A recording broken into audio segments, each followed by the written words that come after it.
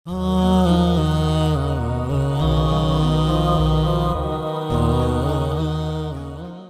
چوتھا وہ ایلیمنٹ ہے جس سے انسان کا سکون برباد ہوتا ہے، وہ ہے بغیر عمل کے علم بڑھاتے رہنا۔ کتابیں پڑھ دی ہیں لوگوں نے، دنیا کے اندر پرنسپلز کو اتار لیا ہے اپنے اندر، اصول اور قواعد کی زندہ جاوید مثال بن چکی ہیں، لیکن ایپلیکیشن نام کی کوئی چیز نہیں، ایکسپیرینشل نالج نام کی کوئی چیز نہیں۔ وہ علم جو نیت نہ بنا اور نیت قصد نہ بنی اور وہ قصد عزم نہ بنا اور وہ عزم ارادہ نہ بنا اور وہ ارادہ عمل نہ لا سکا اور وہ عمل نتیجے نہ لایا، وہ نتیجے انسان سے ریکٹیفیکیشن نہ کرا سکا، وہ ریکٹیفیکیشن وہ ریڈیمشن نہ کرا سکی، اور وہ ریکٹیفیکیشن اور ریڈیمشن اکاؤنٹیبلٹی نہ کرا سکی، اور وہ اکاؤنٹیبلٹی انسان سے وہ رجوع نہ کرا سکی، وہ انابت نہ کرا سکی، تو ایسا علم انسان کو فائدے نہیں بلکہ گمراہ کر دیتا ہے، ایسا علم انسان کو گرا دیتا ہے۔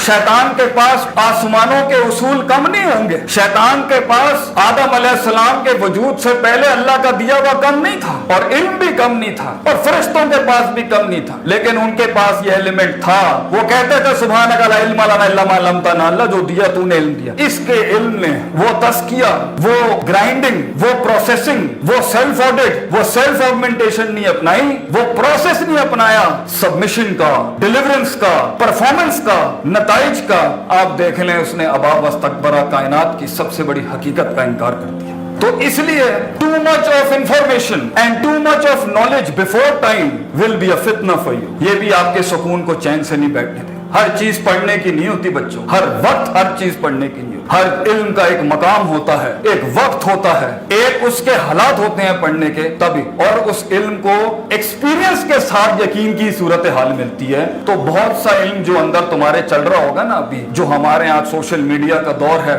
فل انفارمیشن فلو کا دور ہے، کیا کیا کچھ اندر نہیں چلا گیا، اس لیے وہ اضطراب اور کنفیوژن اور بے قراری ہے، کیونکہ اسے کس محل پہ کب کہاں اسٹریٹجیکلی اور پولیٹیکلی اور ایکسپیرینشلی اپلائی کر کے ویلیوز بنانی تھی وہ ہے ہی نہیں۔ یا تو وہ علم اندر گل سڑ رہا ہے، یا تو وہ علم اندر کنفیوژنز دے رہا ہے، یا تو علم اندر وہ عداوتیں پیدا کر رہا ہے، یا وہ علم ایک وبال بن چکا ہے۔ اور پانچواں ایلیمنٹ اس بے سکونی کا، لوگ عمل تو بہت کرتے ہیں اس دنیا، وہ علم تھا عمل نہیں تھا۔ یہاں عمل بہت ہے مگر علم بڑھ ہی نہیں رہا۔ کتنے ہی لوگ آپ کو ملیں گے ان کی نفسیات میں مزدوروں والی محنت ہے، 10 سال سے لگے ہوئے ہیں، لیکن مقام اور اسٹیشن اور اگلا اسٹیشن، حالات، دشمن، evolution of the time and evolving earrings and trends around us are calling upon ہم کہ اپنے علم کو بڑھا، اگلی جنگ کے لیے علم بڑھا، اگلی ٹیم مینجمنٹ کے لیے علم بڑھا، اگلے لوگوں کو انوالو کرنے کے لیے علم بڑھا، دنیا کو اب انگیج کرنے کے لیے علم بڑھا۔ اب کراچی سے باہر نکلے تو ان دوسرے پیرائی پہ جائے گا،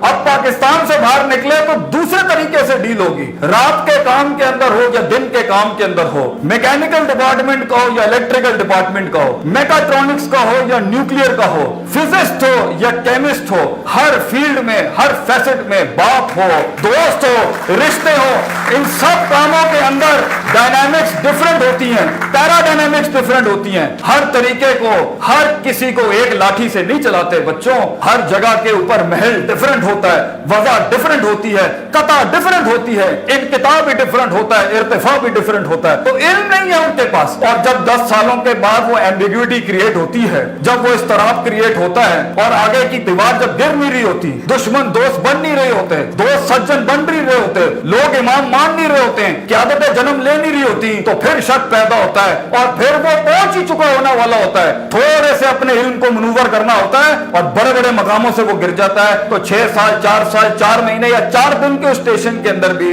علم ایوالو کر لیتا، استاد بدل لیتا، علم کے لیے سفر کرتا، استادوں کا لوٹا اٹھاتا۔ اس غریب فقیر کے آگے اتنی پڑھی لکھی قوم صبر کر لیتے، تھوڑی دیر کرسی پہ بیٹھ جاتا، 4 باتیں اچھی نہیں بھی لگی تھی، شاید چھٹی بات پہ کچھ تجھے تیرے فائدے کی چیز مل جاتی، وہ صبر یہاں پر ضروری تھا۔ تو لوگ اپنا علم ایوالو نہیں کرتے، اس لیے